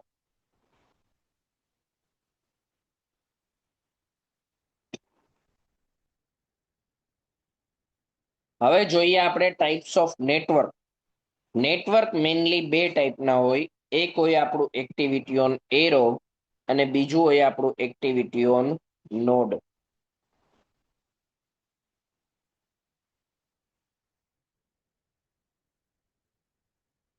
એક્ટિવિટી ઓન એરો એટલે કે આપણે એક્ટિવિટીને એરો ઉપર બતાવીએ કે આ એક્ટિવિટી એ છે, તો આને કહેવામાં આવે એક્ટિવિટી ઓન એરો. જ્યારે કે આપણે આવી રીતે બતાવીએ કોઈને, આમાં તમે એક્ટિવિટી બતાવો, તો આને કહેવામાં આવે activity on node. Activity on node જે છે એનું બીજું નામ છે પ્રિસીડન્સ ડાયાગ્રામ.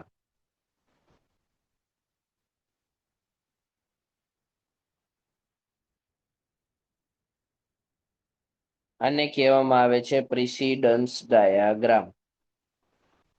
ક્લિયર?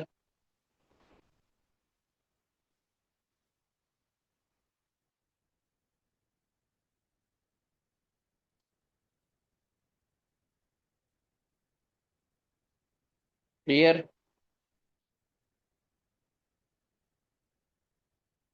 આ 1 માર્કમાં પૂછાય એમસીક્યુમાં.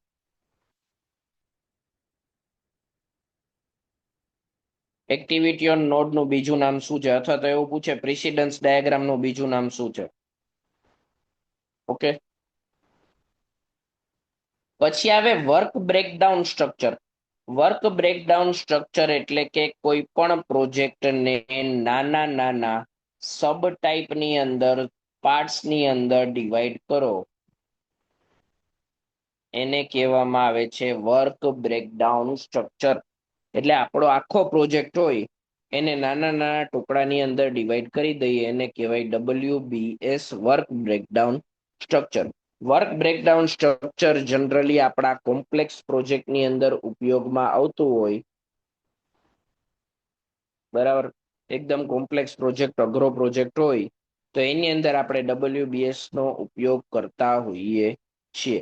In any construction project, the various activity that make up the project clearly identifiable. The process of breaking the project into easily identifiable major system.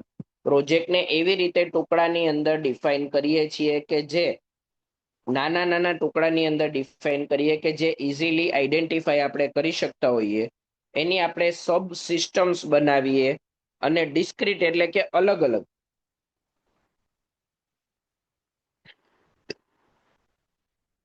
એને અલગ અલગ એક્ટિવિટીની અંદર ડિવાઈડ કરીએ, જેને કહેવામાં આવે છે વર્ક બ્રેકડાઉન સ્ટ્રક્ચર. ક્લિયર?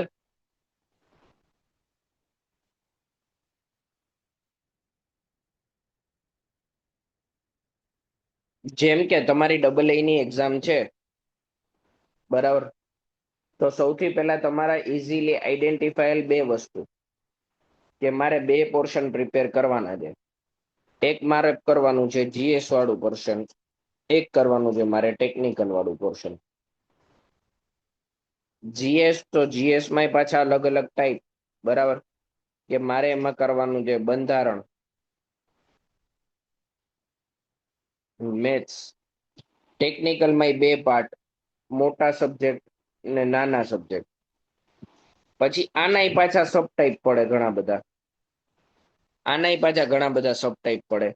એટલે આ મેં અપ્રોચ કેવી કરી, તો પેલા એક મોટો પ્રોજેક્ટ હતો, એના નાના બે ભાગ પડ્યા, પછી એના પાછા બે ભાગ પડ્યા, પછી એના પાછા ચાર ભાગ પડ્યા. એવી રીતે ટોપ થી લઈને બોટમ સુધીની અપ્રોચ કરેલી છે.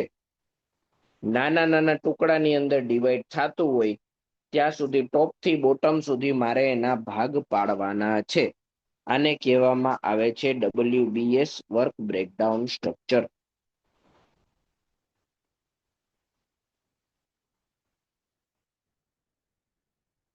ક્લિયર?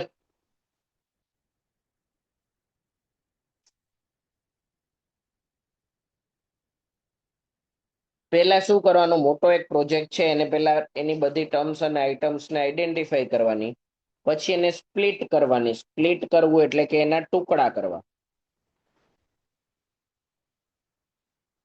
નાના નાના ટુકડાની અંદર એને ડિવાઈડ કરી દેવાના સબ સિસ્ટમ્સ ની અંદર. Clear?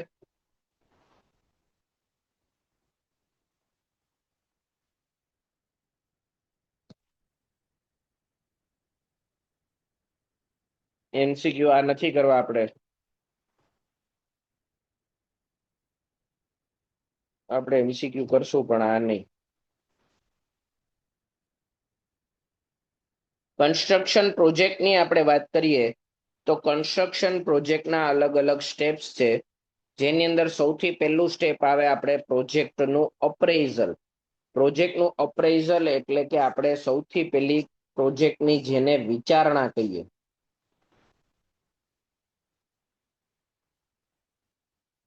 Inception conceptions of idea.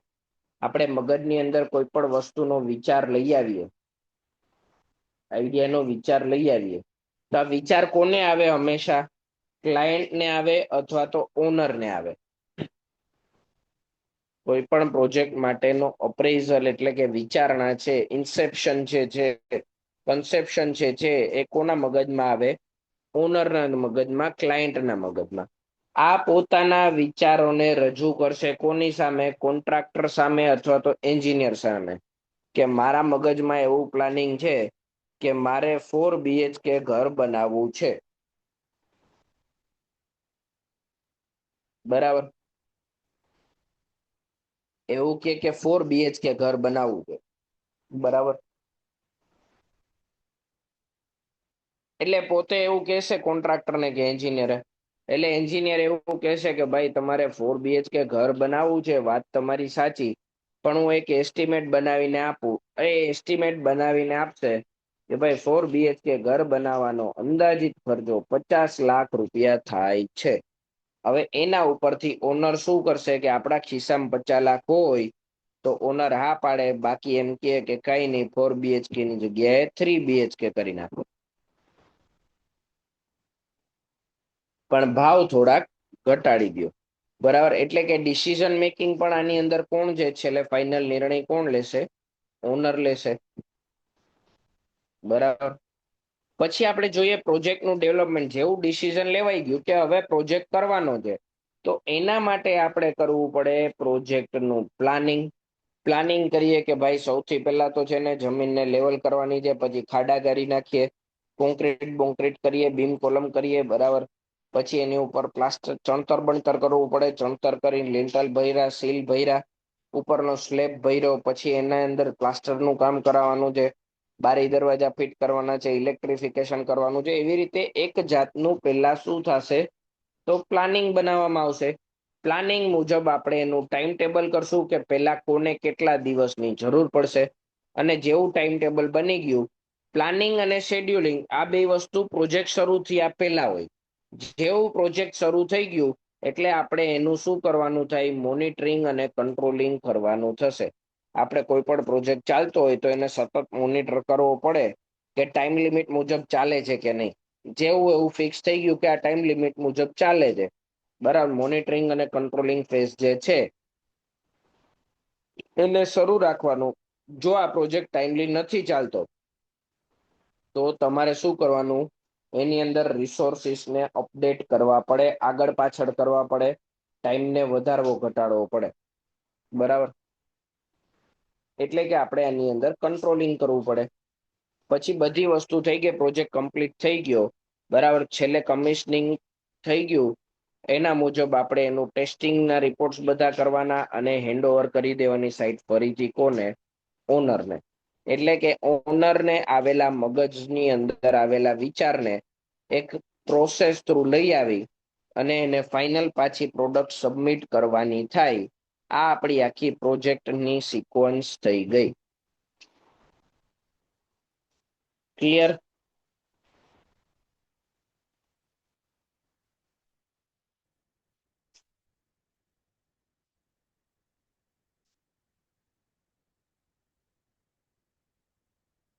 Clear અહીંયા સુધી? ફિઝિબિલિટી તો આ પૈસા ઉપરથી ખબર પડી જાય ને એને. ફિઝિબિલિટી તો ઓનર જ નક્કી કરી લેશે કે કામ કરાવવું કે ન કરાવવું. આ ડિસિઝન લે ને, એને એસ્ટિમેટ મળ્યું એટલે એને ખબર પડી ગઈ કે આ ફિઝિબલ છે કે નહીં.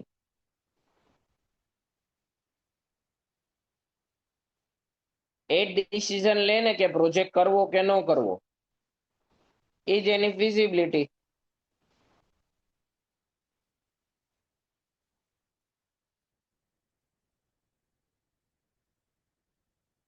ક્લિયર? આપણે પેલા પ્રોજેક્ટની અંદર વાત કરતા હતા ને, એની અંદર એ સિક્વન્સ આવી રીતે જોઈ. બરાબર. એક આપણે પ્રિન્સિપલ અપ્રુવલ ભણવામાં નથી આવતી, પણ સૌથી પહેલા તો પ્રિન્સિપલ અપ્રુવલ આવે.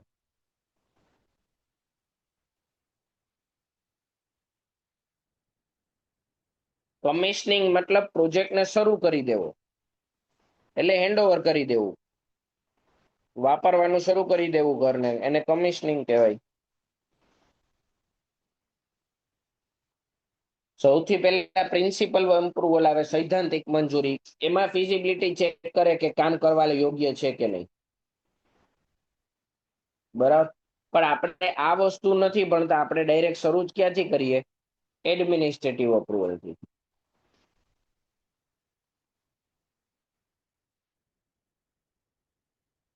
એડમિનિસ્ટ્રેટિવ અપ્રુવલ ઉપરથી એ લોકો ચેક કરી લે કે પૈસા છે કે નહીં. બરાબર.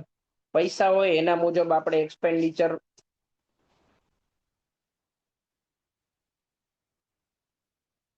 જે કંઈ પણ એક્સપેન્ડિચર કરવાનું છે એની આપણે શું કરીએ? ફાઇનાન્શિયલ અપ્રુવલ આપીએ.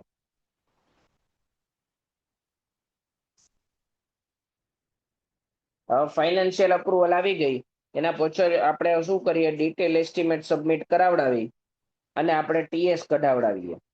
ટીએસ કરી પછી એનો ડીટીપી બને, ડિટેલ ટેન્ડર પેપર બને અને એના પછી એની ટેન્ડર કરવામાં આવે. ટેન્ડર થાય એમાં જે લોએસ્ટ વન આવે એની સાથે એગ્રીમેન્ટ કરવામાં આવે. એગ્રીમેન્ટ કરી અને એને શું કરવામાં આવે, કોન્ટ્રાક્ટ આપવામાં આવે. એ કોન્ટ્રાક્ટ આપવામાં આવે એના ઉપરથી આપણને ખબર પડે કે કેટલો અબોવ જાય છે કે બિલો જાય છે. જો બિલો જાય તો આપણી પાસે ટીએસમાં મંજૂર કરેલી રકમ કરતા ઓછી જ રકમ હશે. પણ જો એવું થાય કે આ અબોવ આવ્યો 10%, તો આપણે ફરીથી રિવાઇઝ વહીવટી મંજૂરી લેવી પડે. એડમિનિસ્ટ્રેટિવ અપ્રુવલ રિવાઇઝ લેવી પડે. શું કામે? કારણ કે પૈસા આપણે જેટલા અપ્રૂવ કરાવ્યા હતા એનાથી વધી ગયા. પછી આપણને મળે એક્સપેન્ડિચર સેન્કશન. પછી જે પૈસા આપણા આપેલા હોય ને એ ફાળવવામાં આવે.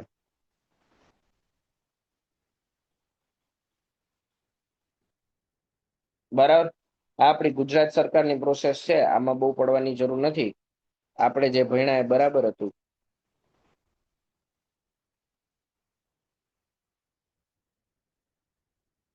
સિક્વન્સ વાળો ક્વેશ્ચન આપણે જોઈ લીધો હતો આમાંથી.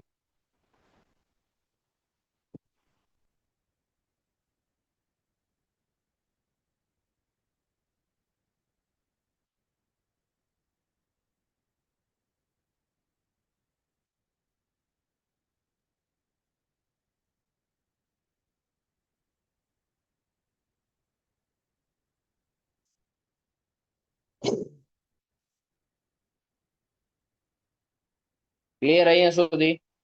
આમાં કોઈને કઈ ડાઉટ?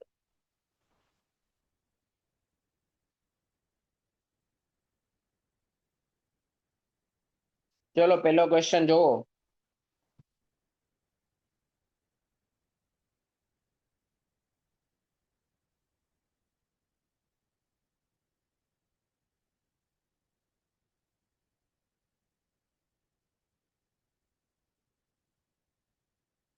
સૌથી પહેલું કરવાનું પ્લાનિંગ, પ્લાનિંગ પછી શેડ્યુલિંગ, એના પછી કંટ્રોલિંગ. 3, 2, 1. બરાબર. જો બીજો ક્વેશ્ચન વાંચો.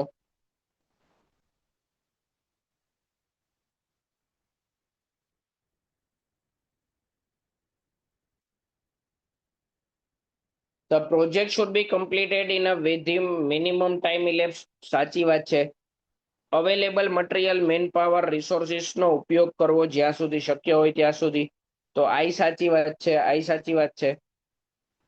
It should be completed with a minimum capital investment without delay. આઈ સાચી વાત છે. ક્વેશ્ચનમાં પૂછેલું છે ખોટું શું છે, તો ઓપ્શન આવશે ડી. કારણ કે ઉપરના ત્રણેય સ્ટેટમેન્ટ સાચા છે. Functional system of a working introduced by F W Taylor. આ ગોખવાનું થાય 1 માર્ક માટે.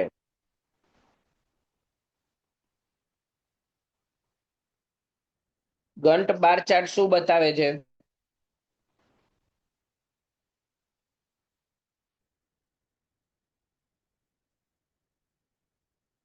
તો પેલા તો બાર ચાર્ટમાં આપણે ક્યાંય કોસ્ટની વાત જ નથી કરી. પછી balance of work to be done એવું કઈ નથી ભણ્યા. આન્સર આવશે એ.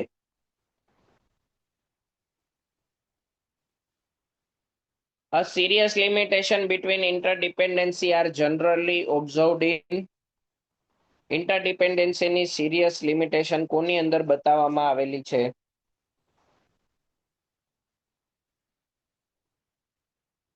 બાર ચાર્ટમાં આપણને ડિપેન્ડન્સી ખબર જ નથી પડતી.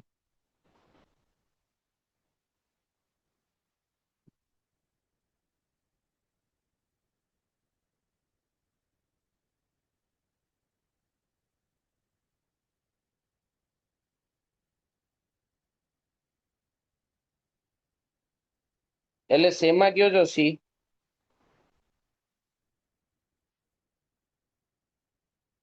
આ સી આન્સર કેટલામાં કયો છો? ફિફ્થમાં.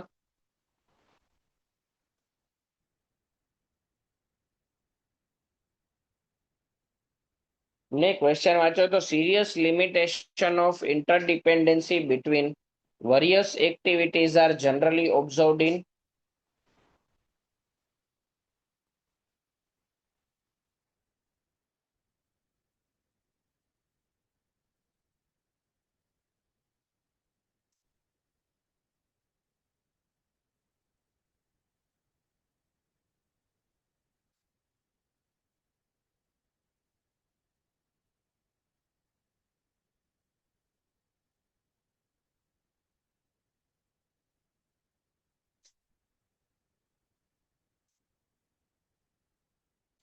બાર ચાર્ટ આવે ને ભાઈ, નેટવર્ક એનાલિસિસ કેમ આવે મને એ ન સમજાણું. તમે કેમ સી ગયો છો ફિફ્થમાં? એ આવે ને ભાઈબંધ. ક્વેશ્ચનમાં એવું પૂછે છે કે ઇન્ટરડિપેન્ડન્સી શેમાં બતાવતા નથી, એની સિરિયસ લિમિટેશન છે. ઉતાવળ થઈ ગઈ ને?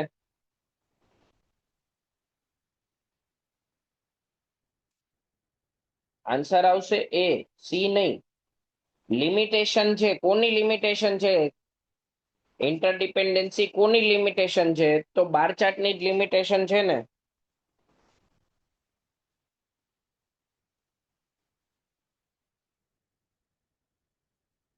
ક્વેશ્ચન સાવ પપ્પુ જેવો હતો પણ ઉતાવળ. મેં ક્યાં ના પડી ભાઈ.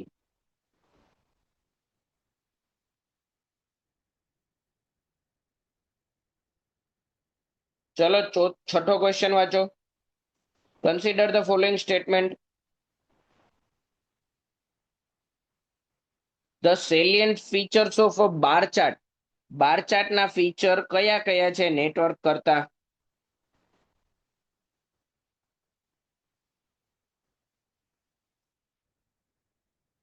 તો સૌથી પહેલું તો આપણા માટે શું ફાયદાકારક છે?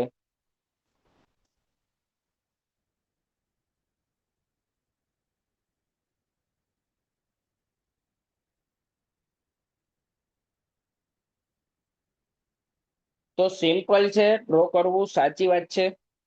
It is enable to depict the interdependency of the activities. સાચી વાત છે. It clearly distinction between critical non critical. તો બાર ચાર્ટમાં ક્યાંય ક્રિટિકલ નોન ક્રિટિકલ વાળી વાત આવે જ નહીં. તો ત્રણ નહીં આવે. ત્રણ નો આવે તો આન્સર આવશે સી. વાત થઈ ગઈ પૂરી.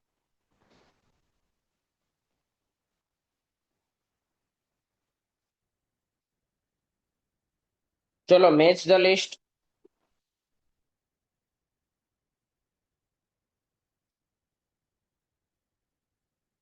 Bar chart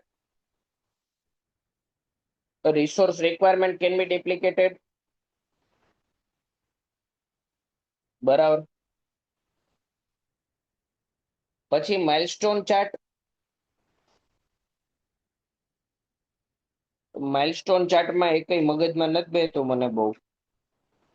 work breakdown structure. તો એ ખબર છે મને, trade base site supervision can be assigned. બરાબર, એક એક સબ એક્ટિવિટીની અંદર ડિફાઇન કરી દઉં.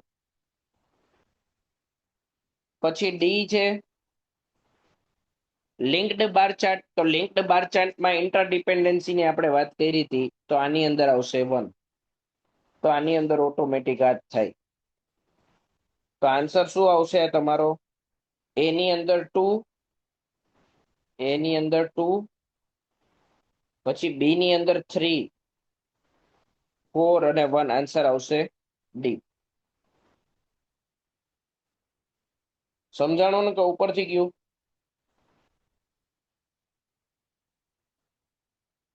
આમાં કોઈ પણ બે આવડી જાય ને, ખાલી આ બે આવડી જાય ને તોય આન્સર આવી જાય.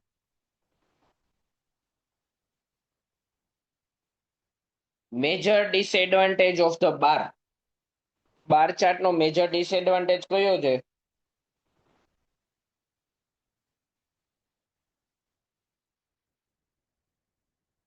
ઇન્ટરડિપેન્ડન્સી નથી બતાવતું, એ જ મેજર ડિસએડવાન્ટેજ છે. પછી આ જોવો ક્વેશ્ચન. કઈ એક્ટિવિટી ક્રિટિકલ છે? તો ક્રિટિકલ એક્ટિવિટી આપણે હજી ભણ્યા નથી. બરાબર, ભણશું ત્યારે આ ક્વેશ્ચન જોશું પાછો. આ જોઈએ, consider the following statement in work breakdown structure. તો વર્ક બ્રેકડાઉન સ્ટ્રક્ચર સૌથી પહેલી વસ્તુ કેવી અપ્રોચ છે? તો ટોપ ટુ ડાઉન અપ્રોચ છે. વર્ક બ્રેકડાઉન સ્ટ્રક્ચર ટોપ ટુ બોટમ અપ્રોચ છે. એટલે કે 2 આવવું જોઈએ.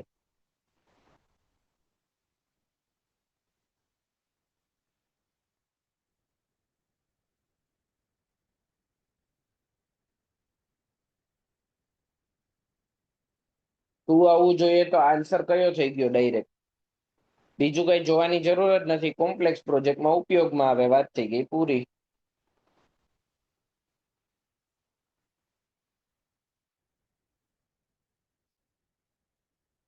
ક્લિયર ને? Consider the following statement work breakdown structure top two bottom approach છે, સાચી વાત છે. બરાબર, એટલે કે એક સાચું તો બધા ત્રણમાં થાય છે એક સાચું તો. બાર chart duplicates the interdependency in bar chart milestone chart. Controlling can be better achieved in a milestone chart. તો માઇલસ્ટોન ચાર્ટમાં ક્યાં આપણે કંટ્રોલિંગ કરીએ છીએ? પણ ટુ ખોટું. Bar chart duplicates the interdependency in a milestone chart.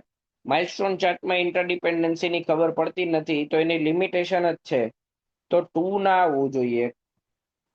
મારે મજબૂરીમાં એ ટીક કરવો પડે.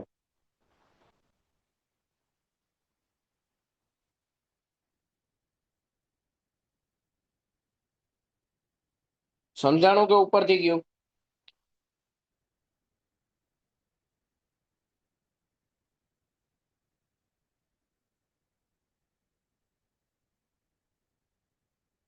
જો દોસ્ત, આ સ્ટેટમેન્ટ ટુ તો ખોટું જ છે.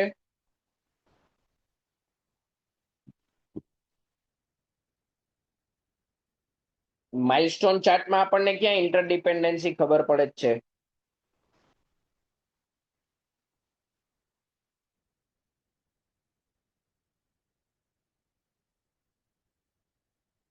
એ તો કહું છું, bar chart depicts the interdependency in a milestone chart. Milestone ચાર્ટમાં ઇન્ટરડિપેન્ડન્સી ખબર નહોતી, એ તો એની લિમિટેશન હતી. એટલે તો આપણે લિંક્ડ બાર ચાર્ટ કર્યું. ઇન્ટરડિપેન્ડન્સી ખબર પડતી જ નથી. એ તો એની લિમિટેશન છે. તો સ્ટેટમેન્ટ ટુ તો ખોટું જ છે, તો ટુ વાળા ઉડાડી દો તો શું આવે આન્સર? એ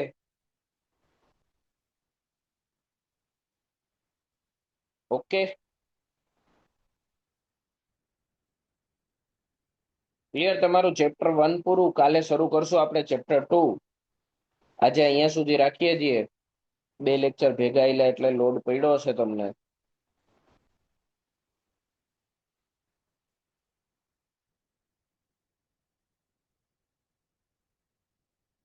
ચલો કાલે મળીએ.